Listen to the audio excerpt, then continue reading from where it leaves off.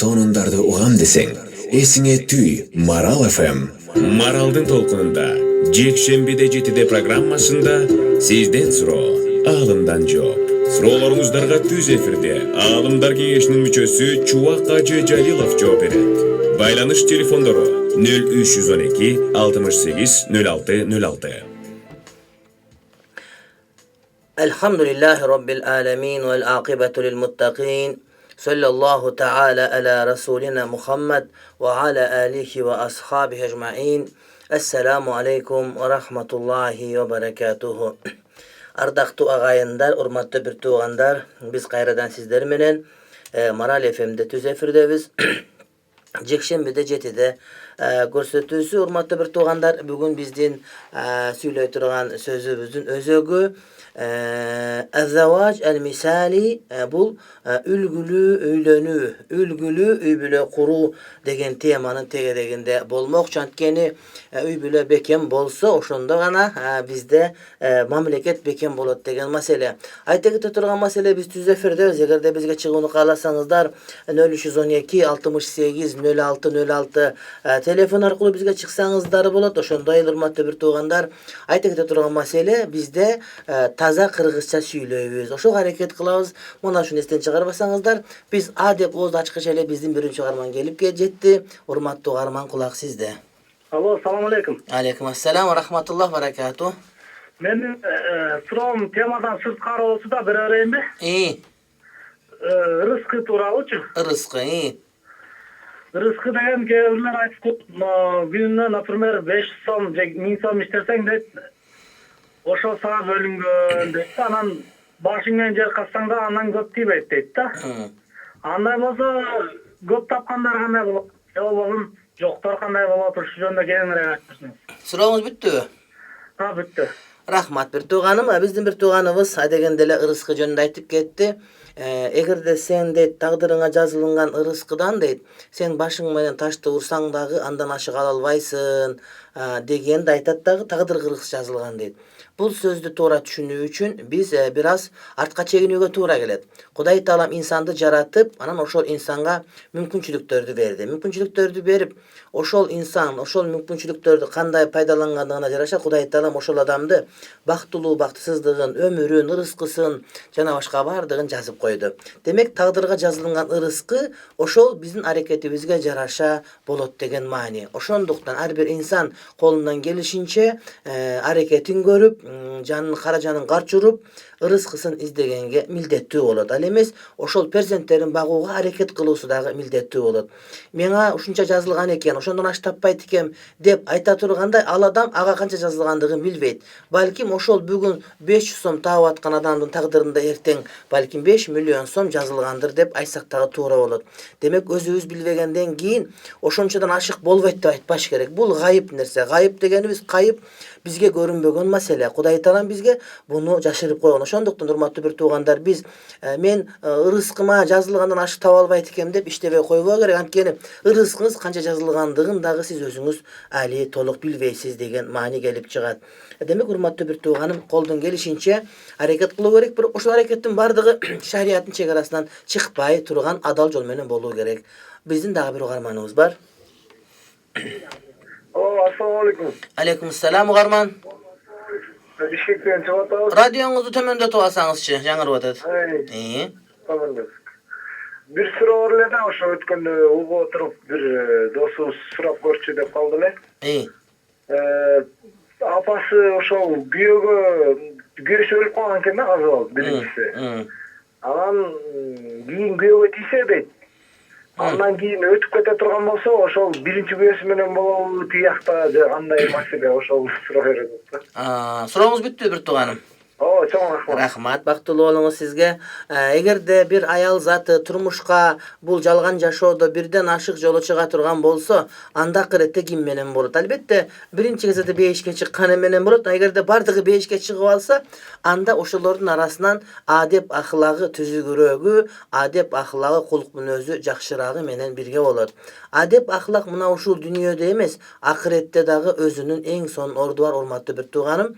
Ошондуктан ошого кыжалат болбоо керек. Эгерде кайсы бир аял заты ошол күйөөдөн турмуштан ажырап калып же бир өтүп кеткен болсо, ошол бойдон башка турмушка чыкпайм деп айтпоо керек, турмушка чыгуу аракетин көрүү керек. Анткени бул жалгыздык жалгыз Аллах Тааланын өзүнө гана ылайыктуу болуп эсептелет. Ошондуктан урматтуу бир туугандарым, ошол мүмкүн болушунча колдон келишинче, эгерде мүмкүнчүлүк болсо турмушка чыгуу керек, жалгыздык Кудайдын өзүнө гана жарашат. Биздин урматтуу бир туугандар, бүгүнкү козгоп аткан темабыз, биздин сөзүбүз бул үлгүлүү үй бүлө куруу деген темада. Албетте биринчи маселе бул үйлөнүү, бул инсандын табиятына төп келген маселе. Кээ бир диндерчилеп үйлөнгөндө мындай бир дин карманганда үйлөнбөй коюу керек, үйлөнгөн туура эмес, так өтүп кетүү керек деген түшүнүктөрдү карманган диний көз караштардын бардыгы шариятыбыз четке кагат дагы. Бул аззаважу фитрату инсания, бул инсандын табиятына төп келген түшүнүк деп айтсак туура болот. Биздин дагы бир угарманыбыз бар. Урматтуу угарман, кулак сизде. Тилекке каршы өчүп калды, кайрадан кайрылат деген үмүттөбүз. Пайгамбарыбыз алейхиссаламдын өзүнүн hadislerin mıhtılap öğrengen Hazreti Sa'd bin Abi Waqqas aytat İnnallah abdelana bir rahbaniyetil hanifiyeti samha deyt. Kuday Taalam bizge deyt. Janağı rahbaniye üylenbe koyu degen düşünüktü almaştırıp bergen. Bizdin dinimizde üylenbe koyu degen düşünük jok dep şunday bizge rahim kılat. Bizdin daha bir ugarmanımız var. Urmattуу ugarman kulak sizde. Assalamu alaikum. Aleykümselam. Mesela bırakayım, ayollar kirpik çatlasa bu. Kanday? Kirpik çatlasa bu. Sulamız bitti.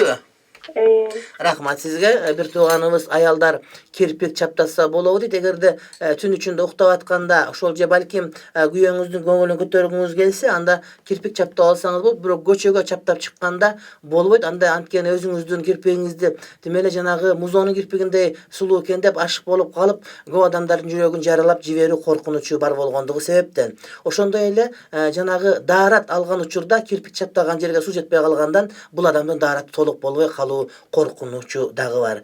Кудайым баарыбызды жамандыктан сактаган болсун. Биздин дагы бир угарманыбыз бар. Угарман кулак сизде. Алло, салам алейкум. Алейкумсалам. Sizge bir soru var öyle de. Biz bir nese satып alsak. Eğer de 1000 so'mga satып alabız dagı, аны kayta 3000 so'mga satsak, satып algan акчасынан кымбатка сатып атабыз да пайда көбүрөөк көрүп атабыз. Ошонун пайдасы кандай болот? Сурооңуз бүттүбү? Анан sizge дагы bir сунушум бар. Siz şu жакшы сүйлөп, жакшы нерселерди айтып бересиз дагы башка КТРден, башка каналдардан да чыксаңыз деп суранат элек сизденчи. Ошону КТРдин өзүнө барып сурансаңыз, мен чыкырса мен жан деп бармакмын. Бирок мен өзүм эле каалаган менен болбойт экен да бир тууганым. Сурооңуз бүттүбү? Рахмат. Өтө мага жагымдуу маана калтырдыңыз. Ойлойбуз иншалла Кудай Таалам тилегибизди кабыл кылат деп. Базардан буюм сатып алып, ошол буюмга канча эсе ашык кошуп сатсам болот дейт. Ал ыктыярыңыз. 1 сомго алып туруп, аны миллион сомго сатсаңыз өзүңүз билесиз. Бирок шарты алдабашыңыз керек. Мисалы үчүн бир сары темирди алып эле алтын деп сата бербешиңиз керек. Ошол нерсени дал өзүндөй сатып аткан болсоңуз, мында алдабастан туруп, ага эч кандай шарият каршылык көрсөтпөйт. Бирок мындай бир Кытайдын буюмун алып келип эле ага бир Түркияны деп чаптап коюп, же болбосо башка бир көз боемочулук кыла турган болсоңуз, анда бул убакта арам болуп калат, урматтуу бир тууганым. Ошондуктан этият болуш керек. Бирок кээде мамлекет кайсыл бир нерселерге чектөө кирди. Мисалы үчүн азык-түлүктөргө, унга жана башка нерсеге, мына ошол убакта мамлекеттин сөзүн угууга туура келип, мына ошол шар'ий милдет болуп эсептелет. Биздин дагы бир угарманыбыз бар. Кулак сизде. Assalamu alaikum. Алейкумсалам. Men sizge bir soru bereyim dedim ele. 2,5 жашта kızım бар эле. Кечкурун уктап атып, түн ичинде 2,5 бакырып туруп ыйлап, ошол бойдон кечки коркуп ыйлап атат да, мынтип алсам эле коркотам деп эле үстүмө чыгып кетет да.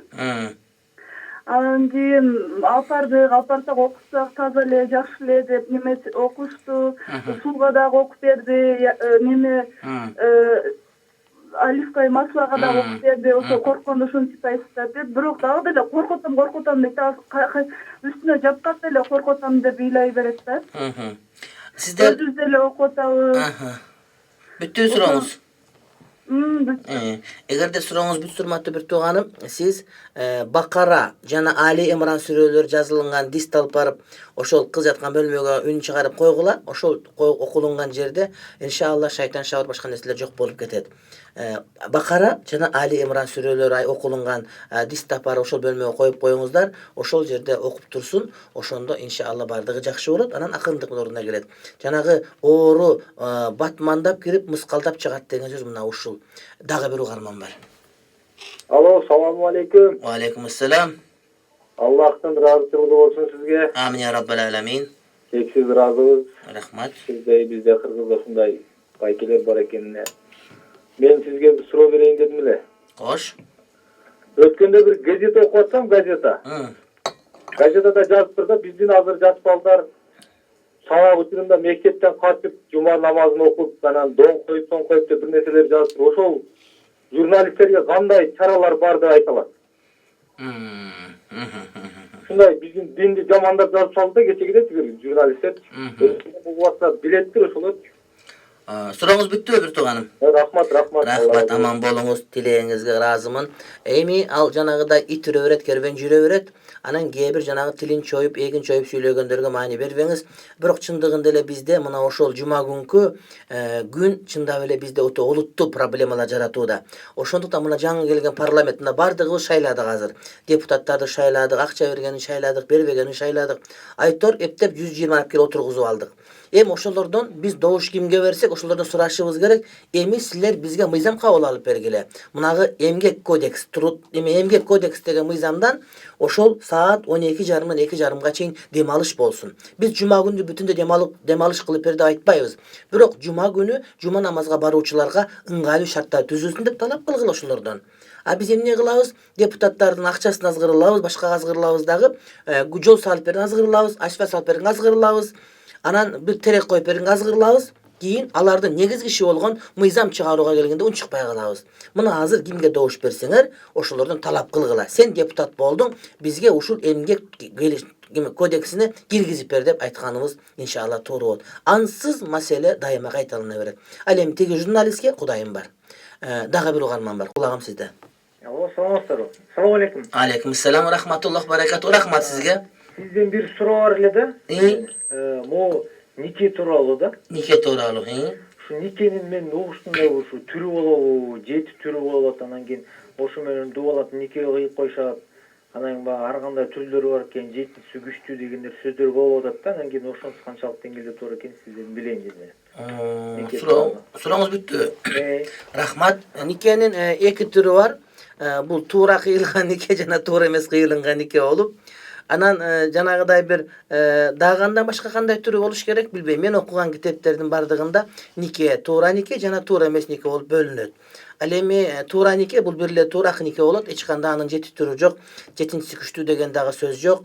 Неге эле дин үйрөнүүдө бул адамдардын айткан сөзүнө ишенип, анан бир жанагыдай сары гезиттердин, сары прессанын сөзүнө ишенип эмес, балким ишеничтүү булактарга таянып гана динибиз жөнүндө маалымат алуубуз максатка ылайыктуу болот. Абдуллах ибн Мубарак Марвази айтат, дин бул аманат, аманатты кимден алып жатканыңарга карагыла деген осуяты бар. Биздин дагы бир угарманыбыз бар. Угарман, кулак сизде. Алло, салам алейкум. Алейкум ассалам. Радиону басаңдатып алсаңызчы. Дегеле урматтуу бир туугандар, эфирге чыгарда радиону басаңдатып алып чыгыңыз. Үнүңүздү кайрадан уккуңуз келиши мүмкүн радиодон, бирок тилекке каршы бизге ыңгайсыздык жаратат. Кулагым сизде. Айтыңыз. Суром бар эле. Согат экен. Айтыңыз. Аялым чачымды кыссам боло береби деп атат да, анан чачы түшүп кыйналып атат да, чач узун болгондуктанчы. Сурооңуз бүттүбү? Экинчи суроо. Айтыңыз. Баланы эмчектен канча жашына чыгарыш керек? Түшүндүм. Дагы сурооңуз барбы? Жок, болду ушу экиле суроо. Рахмат, аман болуңуз, рахмат. Урматтуу бир тууганым эки суроо берди. Биринчиси, аялым чачын кыскартса болобу? Анткени чачы түшүп жатат дейт. Эгерде чачы түшүп калып, такыр биттеп кетсе, анда кырып салса деле макул. Бирок аял затынын чачы канчалык узун болгондо ошончолук анын назиктигине алып келет. Шариятыбызда эгерде аялдын чачы түшүп аткан болсо же башка бир ыңгайсыздык жаралып жаткан болсо, анда чачын кыркуу уруксат берилет. Бирок ушул мөрү, мына далысынан желке деп коебуз, желкеден жогору болуп, кыска болуп, башын эки жака бурганда чачы мөрүгө тийбей калбай турган болуш керек. Ошондон узунураак болуп турган. Анткени эркектердин чачынын узун өсүп ошол жерге чейин келет дагы. Пайгамбардын осуятында өзүн эркектерге окшоткон аялдарга, ошондой эле аялдарга окшоткон эркектерге Кудай Тааланын каргышы болсун деген хадис бар. Демек, аялдар чачын өтө кыска кылып жүргөнү болбойт, ошол эле учурда эркектер өтө узун кылып жүргөнү болбойт. Демек, ошол таризде кыскартса болот. Ал эми эмчектен чыгаруу маселеси бул 2,5 жашка чейин эмизиш керек дагы. 2,5 жаштан кийин баланы ичинен чыгаруу керек. 2,5 жаштан ашкандан эмизген бул шарият боюнча тыюу санат, бирок андан эрте чыгарып койгон жагымсыз абал деп эсептелет. Дагы бир угарман бар. Угарман. Assalamu alaikum. Wa alaikum salam. Деме, мен намаз жөнүндө суроо берейин дегем да. Азыр күн суык болуп, дарат алгандан кыйналып атпайлыбы, бир аз ооруп калып отургандан, ошону дагы кандай жол менен алса болот? Мен угушумча жандай мокрыйлер менен да неме кылса болот деп уккам да, ошо кандай дейсиз? Айталай элек. Сурооңуз бүттүбү? Ооба. Дарат алганда, жанагы даратканага барганда истинже деп айтып коебуз, авретчелерди жууган, ошол нерселерди жанагы мокрый салфетка менен, влажный салфетка менен дагы кургактап тазалап койгон болсо ал жарай берет. Ал эми дараттын өзү колду жууган, бутту жууган, жүздү жууган, башка массаж атканда сөзсүз түрдө кол сууга тийиш керек. Эгерде сууну иштетүү кыйын болуп, суу жок болуп калса, же суу алыс болуп калса, же суу муздак болуп, дарат алса ооруп кала турган болсо, же аба ырайы муздак болуп калса, же ден соолугуна суу жакпай турган болсо, бул убакта таяммум кургак дарат менен алса болот. Кургак дарат деген сөз ниет кылып эки колун жерге чаап, топуракка же бир ташка, ошону менен чач чыккан жерден баштап ээктин астын кошуп, беттин бардыгын сүйкөп, андан дагы бир жолу чаап, ошол колдун баш бармагынан баштап чыкканакты кошуп туруп, ошону менен бир сыйра сүртө турган болсо эки колду, ошол кургак дарат таям болуп эсептелет. Жанагы айтылган себептер бүткөнгө чейин мына ушул таяммум дарат ордуна урматтуу бир тууганым өтө берет. Урматтуу бир туугандар, биз түз эфирдебиз. Биздин Марал ФМ'де биздин радио телефонубуз 0312 68 06 06. Бизге түз эфирге чыксаңыздар болот. Биздин дагы бир угарманыбыз бар. Урматтуу угарман, кулак сизде. Assalamu alaikum wa rahmatullahi wa barakatuh. Wa alaikum assalam wa rahmatullahi wa barakatuh. Урматтуу шейх, биринчиден албетте мактаулар, салам-салаваттар Алла Таалага болсун. Сизге терең ыраазычылык, артыңыздан шакирттериңиз бар экен, өтүндө да ушул радиодерде калыс деген тапкыр биздин суроолорубузга бир сааттан ашык пайгамбарыбыздын дуалардын жардамы менен жакшы маектер берди. Сиздей алымдын замандаш экениңизге сыйынып терең ыраазычылык. Анан таксыр мен суроом азмаз темадан четтеп кетет экен, берсем болобу? Айтыңыз. Таксыр Рамазан айында кадимкидей эле бир жыл көксөп күтөбүз. Мечиттерге барсак молдолор айтат, көздү сактагыла, оозду сактагыла, кулакты сактагыла деп.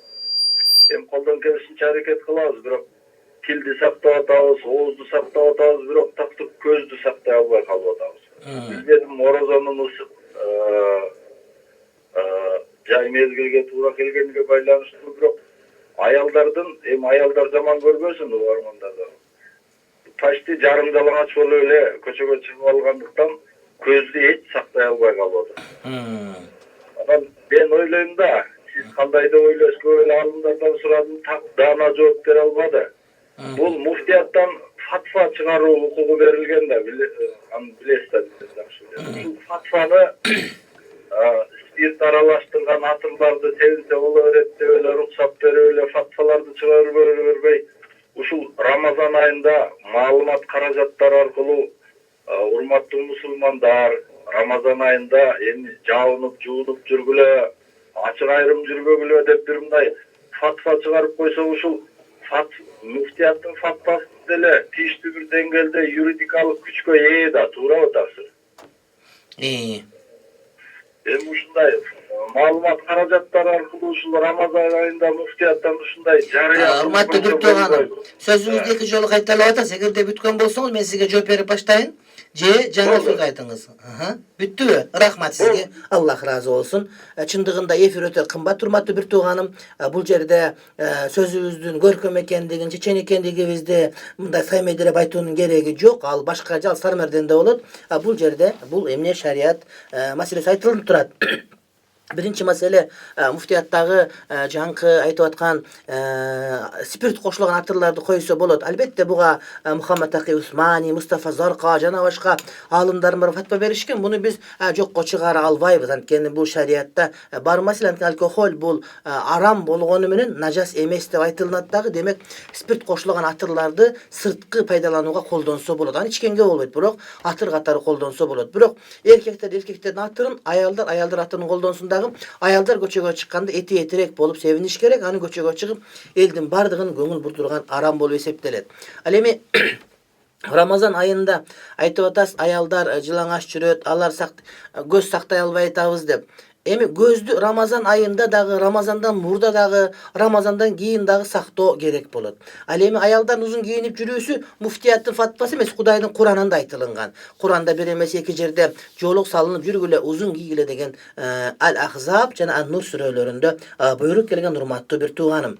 Анан эми алар болуптур ошол жанагыдай авретин ачып, жарым жылаңач кийинип жүргөн экен, алар күнөөкөр болгон экен. Эркектер биз да ошолорду караса күнөөкөр болобуз.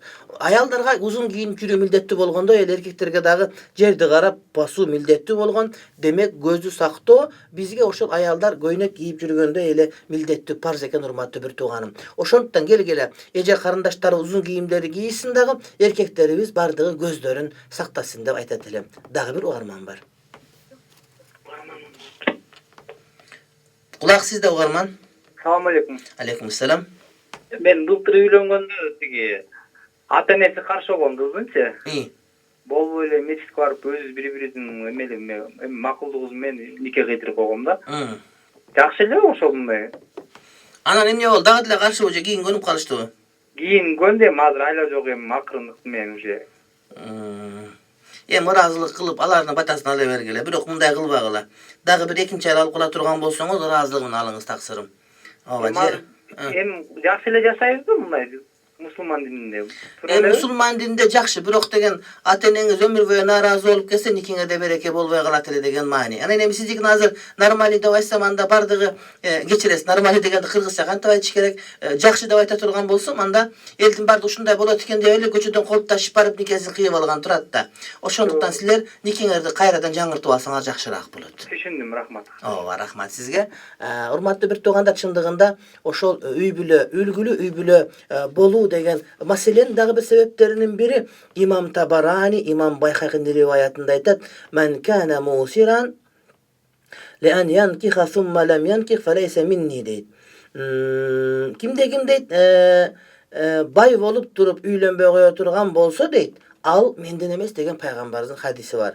Бай болуп туруп, мүмкүнчүлүгү жетип туруп үйлөнбөй койгон адам бул пайгамбарыбыздан эмес. Албетте кээ бир адамдардын үйлөнүүгө такыр, мисалы үчүн ден соолугу же башка бир жагдайлар жол бербеген учурда ал макул, бирок жапырт массалык түрдө үйлөнбөй коюу мына ушул шариятыбыз тыйган туура эмес эсептеген нерселердин катарына кошулар экен. Биздин дагы бир угарманыбыз бар, урматтуу угарман, кулак сизде. Assalamu alaikum wa Алейкум ассалам ва рахматуллах баракату. Мен суроом бар эле, берсем болот да? Айтыңыз. Азыр менин суроом мындай болмокчу. Азыр жаштардын бардыгы эле ЗАГСка чыгып, тойлорду кылып, вечер кылып үйлөнүп атат. Мына уже 10 жылдан бери катуу күч алып кетти бул нерсе. Мен өзүм деле ошентип үйлөнгөнмүн, жашырыштын кереги жок. Анан той болгондон кийин жаш маалыбызда биз деле түшүнбөстүктөн ошо той күнү арак ичилип, нике түнү арак масалабызда болгонбуз. Бул мен өзүм деле ошондой болгом, мен Кудайдан жашырган нерсени теңизден жашырам. Менин билишимче азыр ошол 10 жылдан бери үйлөнүп келген бир 70% жигиттердин баары эле ушундай болуп үйлөнүп калганбызда. Мен дайыма ушул жүрөгүмө ошол күнкү никем нике кыйылбай калды деп, мен жашаганыма 8 жыл болду. Кандай кылышым керек? Башка адамдарга дагы ушул Сиздин бир тууган телефон койбой турсаңыз, сизге нике кыйылган, бирок сиз масалалда нике кыйылып калган деп айтмакчысыз да, Ооба, ошондой деп айтмакмын. Түшүндүм мен. Той күнү бардык эле күйөө баланын бардык эле ичип атат да. Ичип жүргөнбүз, ичилип атат азыр деле. Жашырганы эме ошондой. Түшүндүм мен, түшүндүм тууганым, түшүндүм. Бүттү сурооңуз.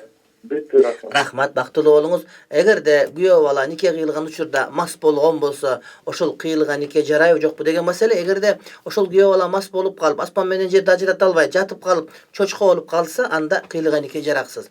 Бирок мас болгону менен ат менен төөнү ажыратып, аспан менен жердин айырмасын билип, бутунда туруп, сүйлөп айтылган сөзгө жооп берип турган болсо, албетте никеси жарактуу деп эсептелет. Анан кийин урматтуу бир тууганым, эгерде акылынан кетип калып, бирок сөзү сүйлөп турган болсо, эртеси эстей албай турган болуп калса дагы никеси өтө күмөндүү болуп калган болот. Деги эле мен ушул жерде айта турганым, уммул хабаис, бүтүндөй жамандыктын энеси бул арак деп айтылат пайгамбарыбыздын осуятында. Ошондуктан урматтуу бир туугандар, үй бүлө жаңы курулганда, жаңы перзенттерден мындай бир жаралуу этаптын башталуучу болгон учурда арак ичпеш керек колдон келишинче. Ал эмес мусулман эмес, динден алыс болгон, аракты арам деп билбеген мамлекеттердин кээ бир жерлеринде үйлөнө турган адам 1 жылга чейин таптакыр арак ичпестен арактан алыс болгондугу жөнүндө айтылган фактыларды бардыгыбыз билип жүрөбүз. Демек сиздин никеңиз иншалла туура болгон. Дагы бир угарман бар. Алло. Кулагым сизде. Assalamu alaikum. Алейкум ассалам. Намаз бираз кымбатканга неме намаздын сааттарын эметип калып атат, ошонун сааттарын айтып бере аласыздан кийин могу. Орозодон кийин деле бир айлардын ичинде 3 күн орозо калмаган болотсуң, ошондо тереңирээк кемеп кете аласызбы? Сиз Бишкектесизби? Иә. Бишкектесиз? Жок, мен Таластан чалып атам. Таластан чалып атасыз. Бул боюнча мен азыр сааттардын баарын айтып бере албайм, бирок сиз эгерде WhatsApp колдоносузбу жокпу? Угарман кетип калды. Эгерде WhatsApp колдонсоңуз, анда биз сиздерге ошол WhatsApp аркылуу жанагы намаздын убактыларын биле турган программаны сунуш кылмакпыз. Android телефон боло турган болсо, Кыргызстан намаз убактылары деп жазсаңыздар, Android телефон Play Market'тен ошол жерден чыгат. Android телефондор боло турган болсо, Кыргызстан намаз убактылары деп жазсаңыздар чыгат. Эгерде андай болбосо, анда казиятка мечитке барып туруп, мага муфтияттын намаз календарын бер десеңиз, 35 сомго сизге белек кылып беришет, ошону менен намазды баарын окуй бересиз деп айтмакчымын. Дагы бир угарман бар, кулак сизде. Саламатсызбы? Ассаламу алейкум деп айтсаңыз жооп берем. Ассаламу алейкум деп айтсаңыз жооп берем. Биринчи жолу эметип атам да, мен Ассаламу алейкум деп айтсаңыз жооп берем. Ассаламу алейкум. Алейкум ассалам ва рахматуллах баракату. Эми радиоңузду басаңдатып алыңыз. Айтыңыз эми, кулагым сизде бир тууганым.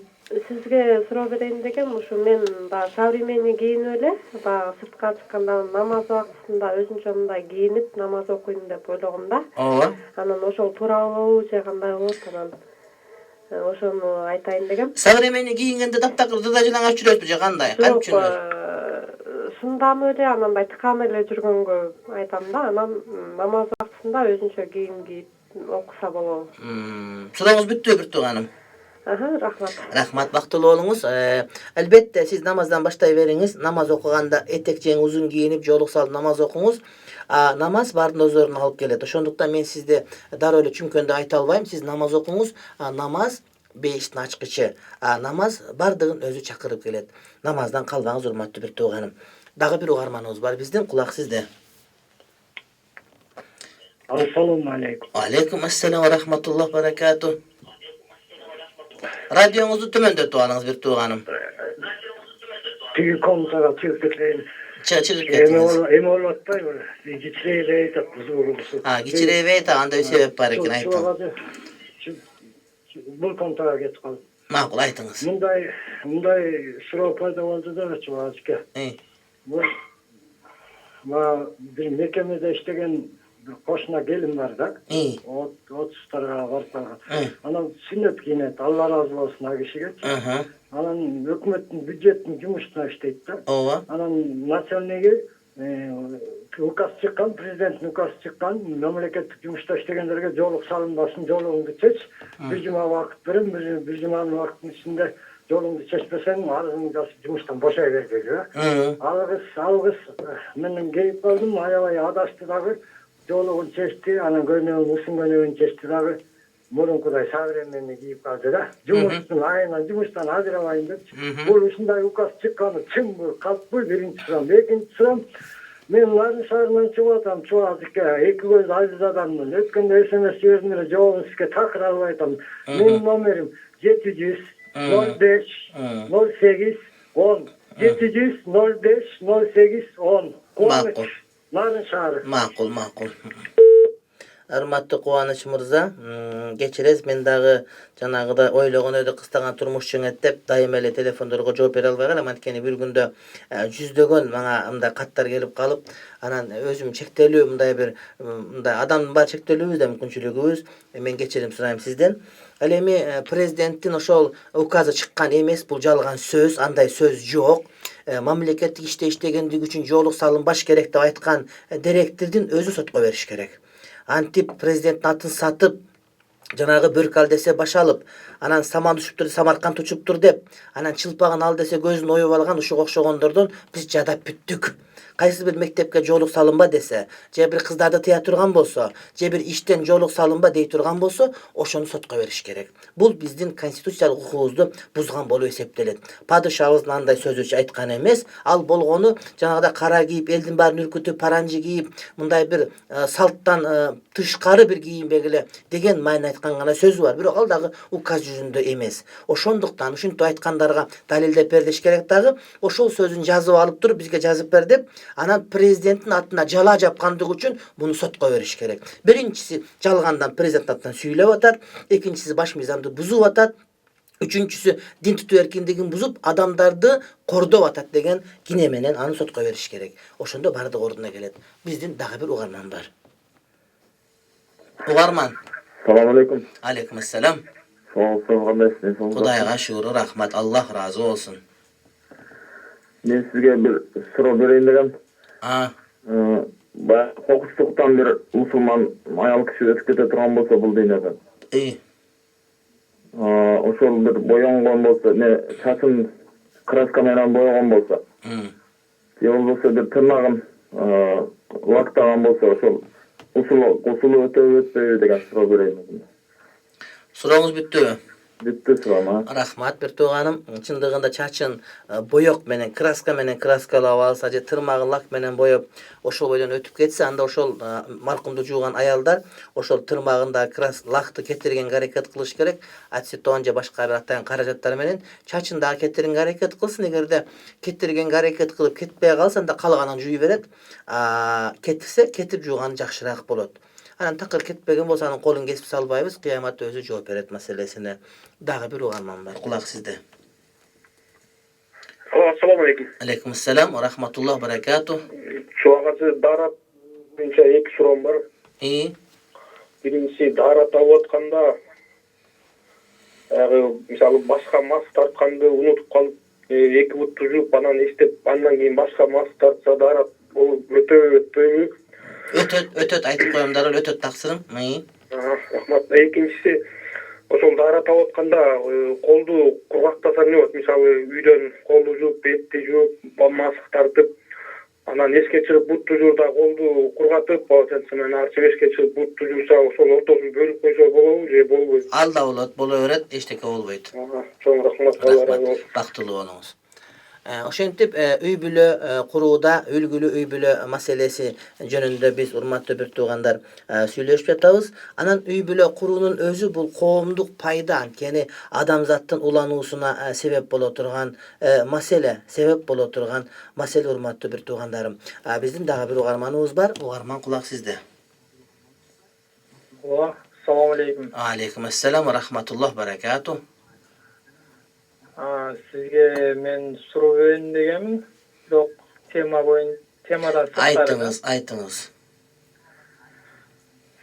негизи азыркы биздин жашоодо жаш кыздардын же бир көзү жок аялдардын жана аборт кылган эмеси көбөйүп атат да. Ошого кандай чаралар бар? Мамлекет жактан ошого уруксаты болуп атабы же болбой атабы ошолорду? Болду сурооңуз. Анан мынау дагы бир суроом ушул эле эмеден. Никесиз төрөлгөн балдар буларды жетимдер үйүнө ташташып атат, анан ар кандай жолдор менен жок кылып атышат. Буларга да мындай чаралар болуп атабы? Siz meni tanıysızbı? Meni bilesizbi? Çoğu ağacı ekenim bilesiz da. Ооба, билем. Men molda ekenim de bilesiz da. Ооба. Men sot emес ekenim de bilesiz da. Аны билебиз. Мисалга шариат боюнча эме кылганда болобу дейм да ушулга. Макул, сурооңуз түшүнүктүү. Сурооңуз бүттүбү? Бүткөн болсо рахмат. Siz menden мамлекетте дегенде кылып суроо берип айтып атканы, биздин мамлекетте тилекке өтө каршы аборт кылдырууга тыюу салынган эмес. Ошол бардык эле кычка чыгармап даяр отурат, качан келсе акча төлөсө кескилеп аборт кылып итке салып берем деп эле даяр тургандары бар. Анан эми аборт кылдыруу бул арам шарият боюнча. Ал бала никелүүбү, никесиз байырмасы жок. Ал ошол бала төрөлүүгө укуктуу, милдеттүү. Ал эмес, бала 5 жумалык болгондо деле, 5 жумалык болгондо деле, 40 күнгө толо элек күндө деле кадимкидей ошо колу буту билинип калган, караганда көрүнгөн сүрөттөрдү баарыбыз билип басып жүрөбүз. Демек баланы ал эмес, мен айтат элем, 1 күндүк болгон күндө деле алдыруу шарият боюнча туура эмес деп. Бирок кээде ден соолукка мындай зыян келе турган болуп калган учурда, олуттуу зыян болгон учурда да ал өзүнчө бир жагдай катары каралат. Ал эми никесиз төрөлгөн балдар никесиз төрөлүп калгандыгы үчүн күнөөкөр эмес, алар да кадимки коомдун мүчөлөрүндөй толук тарбия алууга укуктуу. Ага тарбия берүүгө биз милдеттүүбүз. Дагы бир угарман бар. Угарман, кулак сизде. Ассаламу алейкум. Алейкум ассалам, рахматуллах, баракату. Эме Дамда меме суроо берейин дедим эле. Бериңиз. Тиги мисалы өзүнүн калоосу менен койдуртту да, жана кодировка деп койчу эле жана. Арак ичпеш үчүнчү. Анан ошону койдурткан өзү күнөө эмеспи? Анын бетин ар кылсаң удурук эметип алып, өзүнө зыян кылып алса кандай болуп калат? Бирок ал өзүнүн ниети менен оңолоюн деп атат да. Койдуртту, анан эмне болуп калат? İçpeye kalsa жақшы болот, албетте içpeye kalsa жақшы болот. Анан эми адам арак ичпеш керек негизи. Эгер ошо кодировка койдуруу менен ичпей кала турган болсо, ага деле макул деп айтат элек, анткени эки зыяндын жеңилирээкин тандап аткан болобуз. Алла разы болсун. Ошондой. Демек мына ошол үйлөнүү бул коомдук пайда, анткени адамзат уланат деген маани. Ошондой эле үйлөнүүдө бул адам тукумунун сакталып калуусуна өтө зор өбөлгө, өтө зор себептер бар. Инсан көбөйүүсү, тукум улоосу, ошол жер жашоосун гүлдөтүп, жерге өзүнүн бийлигин жүргүзүп туруу үчүн инсандарга мына ошондой милдет жүктөлүнгөн. Allah Taala Kur'an-ı Kerim'de ya eyyuhen nas ittaqu rabbakumul-lezî halaqakum min nefsin vâhide ve halaqa minhâ zawjaha ve bassa minhuma rijalen kesîran ve nisâ'a. O adamlar, sizler Robbuңар болгон жараткан Кудайыңардан корккула. Кудай Таалам силерди bir candan Adam aleyhisselamdan barыңарды жаратты. Жана ошол Адам алейхисаламдын өзүнүн анын аялын жаратып, мына ошол экөөнөн көптөгөн эркектерди жана аялдарды жаратты дейт. Демек ошол жаратууга себеп болуп калуу бул инсандын мойнундагы милдет. Андан кийинки маселе İslam şariatındагы үлгүлүү никелешүүдө al-muhafazatu alal-ansab тектерди сактап калуу. Бизде башаламан тооктордун жашоосундай же койлордун жашоосундай жашоо болбойт, балки кечиресиздер. Балким ошол тек сакталып калуусу, ким менен ким үйлөндү, ким никеленди, никедеги күбөлөр деп олтуруп, ошол тектердин аралашып кетпөсүнө эмне шарт түзүлөт шариятыбыз боюнча. Андан сырткары Egerde üylene turgan bolsok, anda koomdogу adamdардын adep akhlактык жыттан buzuluусунун aldı alıngan bolot ele. Egerde üylөнүү жок болуп калган болсо, анда коом buzulup, zinakorluk көбөйүp, ayaldarga turmuşka чыгып, erkekterge üylönüp, koomdogу adep akhlak bolup көрбөгөндөй bir jaman жерге тиет. Пайгамбарыбыз алейхиссалам айтат: "Я машара шабаб, man istata aminkumul ba'ata falyatazawwaj." O jigitler, kimde-kim üylөнгөн kolundan gele turgan bolsa, mümkünçülüğü bolsa üylönsün. Fa innahu aghaddu lil basar. Oşol gözdü japkanga köbürök öbölgö bolot dep aytat. Bizdin dagı bir ugarmanыбыз бар. Assalamu alaikum. Aleykümselam. Ben size ikinci yol çaldım. Soruları temadan çıkar soruları. Ben atam terörgen ayılda, içindeki 300 tütündü ayılda. Meçit yok öyle. Eski meçit varken ayağa namaz okumanğa mümkünçülük bolmagan eken. Anan bultur men ayılga söz berip ölgen. Meçitine kutturam dep, ошол жерге жол аралашуу үчүн мешит баштагам. Жерди бөлдүрүп алып, документтерин бүтүрүп, чаканыраак кылып, фундамент куйдум, кирпич турдум мешитке. Анан ишим жакшы жүрүп келатып, быйыл кризиске байланыштуу жиналып калгандыгынан токтотуп турдум да мешитте. Анан ошо чакан мешит болсо да аябай тапынакай кылып, бүт баардык условиялар менен жакшы кылып кылайын, айлана чөйрөгөн дагы жакшыландырып деген ой болду эле, көбүрөөк эле акча барат. Эми убактылуу мешит кирпич курулган боюнча токтоп турат. Не кылышым керек? Күтүп мен качан ишим жүрүшүп кайра улантканга чейин күткөн жакшыбы же башка спонсорлор же башка жол издеген эртерээк бүтүргөн оңбу? Сурооңуз бүттүбү? Ооба, биз жана экинчи нем бар, эгерде ушул мешит курулуп бүткөндөн кийин иншаллах бүтүп калгандан ушу кичинекей айылга жалаатка келип жаралганга мүмкүнчүлүгүңүз болобу? Жалааттын кайсыл жеринде? Каралма деген айылда, Катранкы деген айыл. Каралма, Сузак районуна карайт булар, Биздин көк жакка келип жүргөн маалыбызга туштап чакырсак болду керек. Иншалла, келем. Урматтуу бир тууган, эгер сурооңуз бүткөн болсо, жакшылап угуңуз. Сиз азыр Бишкекте болсоңуз, биздин муфтиятка келип, ошол жерде мечит бөлүмүнө кайрылсаңыз, мечит бөлүмүнөн ошол сиздерге кеңеш берет да, анан ошол мечит сала турган тараптар менен кеңеш анткени башталган иш ташталбаш керек.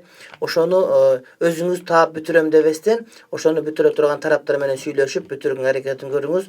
Мен ойлойм, ошол муфтиятка келсеңиз, муфтияттан жардам берип, ошондой эле сиз өзүңүз мага дагы жолукканга аракет кылыңыз. Балким мен таш көмүр дейм да, көк жагынга барганда ошол жерден балким жолуксак болот. Эгерде бүткөндөн кийин каралмага мен барып берүүгө иншалла сизге убада берем.